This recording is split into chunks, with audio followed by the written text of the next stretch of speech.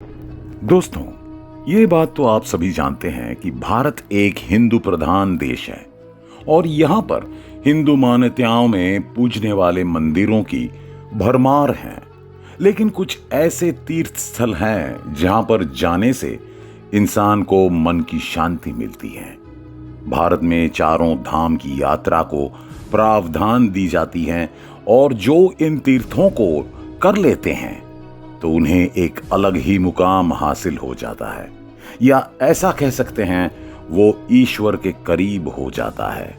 इन्हीं तीर्थ स्थलों में एक है केदारनाथ की यात्रा, जो उत्तराखंड के पहाड़ों पर स्थित है। और यहाँ की मान्यता यह है कि ये मंदिर साल के 6 महीनों तक बंद और 6 महीनों तक खुला रहता है। अब लोगों के मन में एक ही सवाल आता है कि आखिर 6 महीने क्यों बंद रहता है केदारनाथ का मंदिर। तो इसके बारे में आपको जरूर जाननी चाहिए कुछ बातें। आइए जानते हैं। दोस्तों, 4 धाम की यात्रा का महत्वपूर्ण हिस्सा केदारनाथ को भी माना जाता है। यहाँ पर शिव जी की आराधना की जाती है और ये 12 ज्योतिर्लिंगों में से एक हैं। ऐसी मान्यता है कि यहाँ दर्शन करने से ही भक्त के सभी दुख दूर हो जाते हैं और उन्हें मोक्ष की प्राप्ति हो जाती है।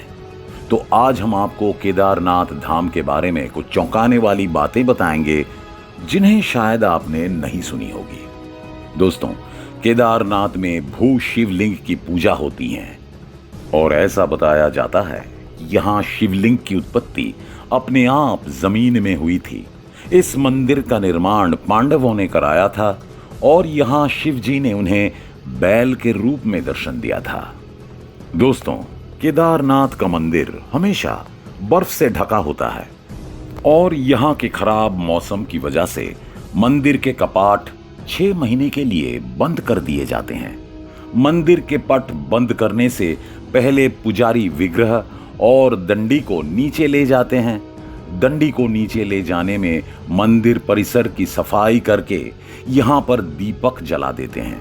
इसमें हैरान करने वाली बात यह है कि ये मंदिर 6 महीने बंद रहने के बाद भी इसके दोबारा खोले जाने पर दिया वैसा ही जलता हुआ दिखाई देता है।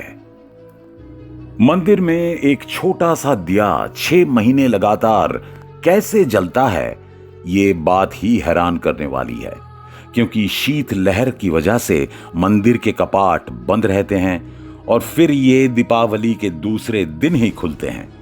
ऐसे में परिंदा भी पर नहीं मार सकता, तो इंसान कैसे इसके अंदर दिया जला सकते हैं।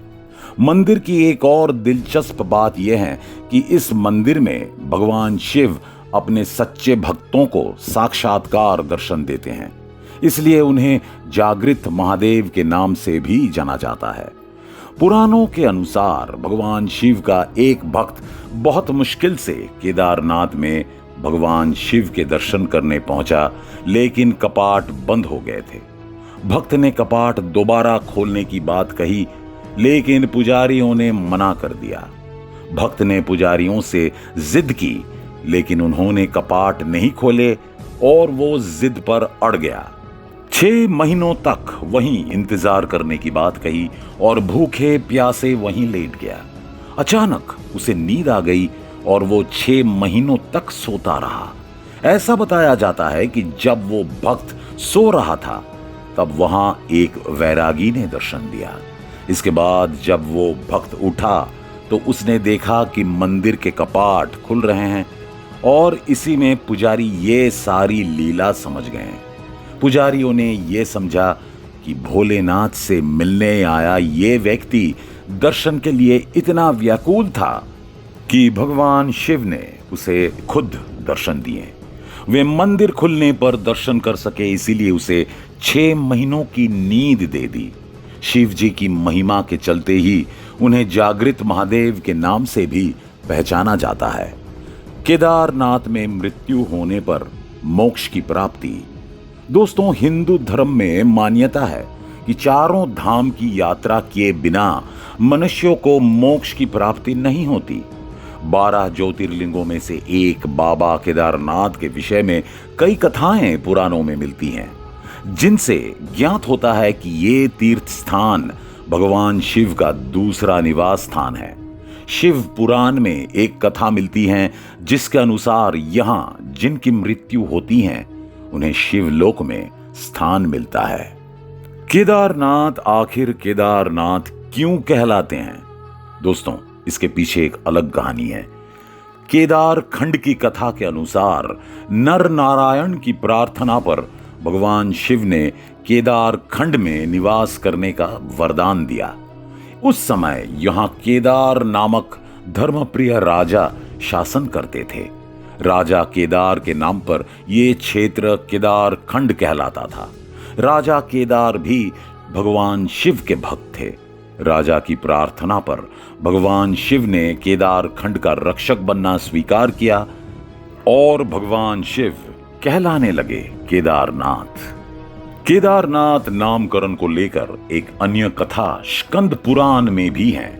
इसके अनुसार असुरों से दुखी होकर देवताओं ने यहां भगवान शिव की आराधना की, जिससे भगवान शिव बैल रूप में प्रकट हुए और पूछा के दरयामी, यानी किसे चीरूं किसे फारूं। इसके बाद भगवान शिव ने असुरों को अपने सींगों और खुरों से मार मार कर मंदाकिनी में फेंकना शुरू किया। के दरयामी शब्द से ही ये स्थान केदारनाथ कहलाया। 2013 में जल प्रलय के दौरान प्रकट हुए देवता। दोस्तों, साल 2013 में जल प्रलय के दौरान केदारनाथ धाम के पास स्थित कई प्राचीन मंदिर नष्ट हो गए और मंदिर के आसपास का स्वरूप भी बदल गया। लेकिन लोगों की आस्था में एक नया अध्याय जुड़ गया। लोगों ने उस शिलाखंड को देवता मान लिया, जिसने मंदिर की ओर आने वाली जल की धारा को मोड़ दिया था। यहां आने पर आप इस देव रूपी शिलाखंड के दर्शन कर सकते हैं। 400 वर्ष तक बर्फ में दबा रहा मंदिर।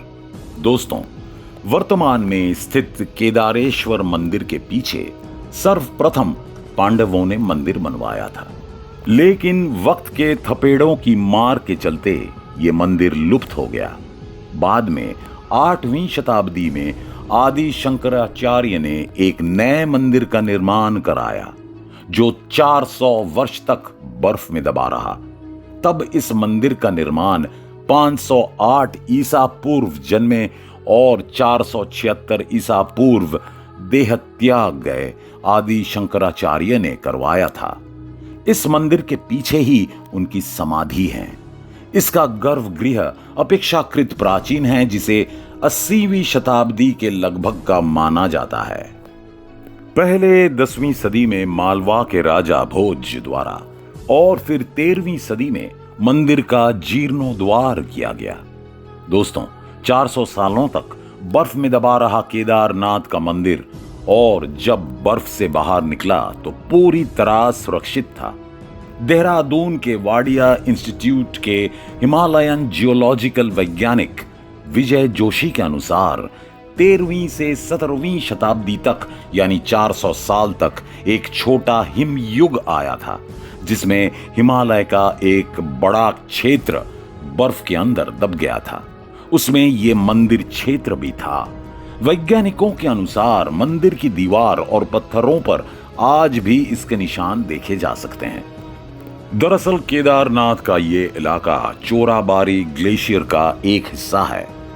वैज्ञानिकों का कहना है कि ग्लेशियरों के लगातार पिघलते रहने और चट्टानों के खिसकते रहने से आगे भी इस तरह का जल प्रलय या अन्य प्राकृतिक आपदाएं जारी रहेंगी। लुप्त हो जाएगा केदारनाथ। दोस्तों, पुराणों की भविष्यवाणी के अनुसार इस समूचे क्षेत्र के तीर्थ लुप्त हो जाएंगे। माना जाता है कि जिस दिन नर और नारायण पर्वत आपस में मिल जाएंगे, बद्रीनाथ का मार्ग पूरी तरह बंद हो जाएगा और भक्त बद्रीनाथ के दर्शन नहीं कर पाएंगे। पुराणों के अनुसार वर्तमान बद्रीनाथ धाम और केदारेश्वर धाम लुप्त हो जाएंगे और वर्षों बाद भविष्य में भविष्य बद्री नामक एक तीर्थ का उत्पन्न होगा। तूफान और बाढ़ में भी रहता है सुरक्षित।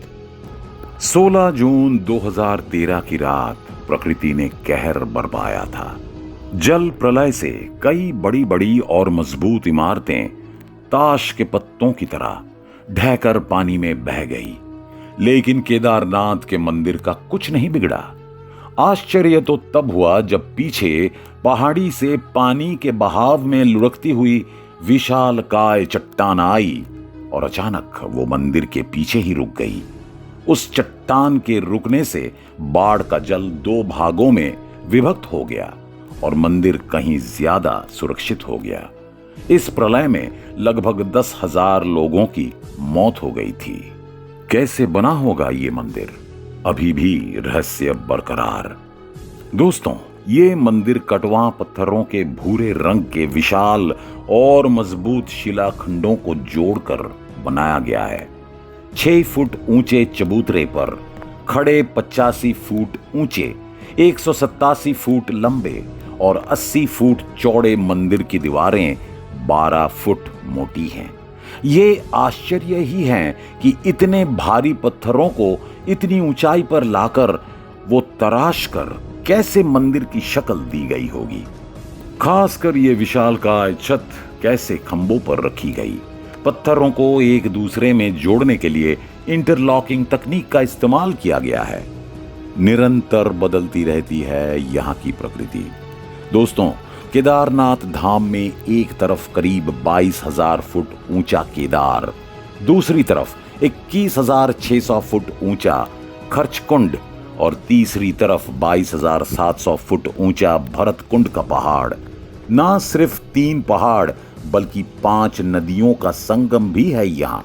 मंदाकिनी, मधुगंगा, खीरगंगा, सरस्वती और स्वर्ण गौरी। इन नदियों में अलकनंदा की सहायक मंदाकिनी आज भी मौजूद हैं। इसी के किनारे हैं केदारेश्वर धाम। यहाँ सर्दियों में भारी बर्फ और बारिश में जबरदस्त पानी रहता है।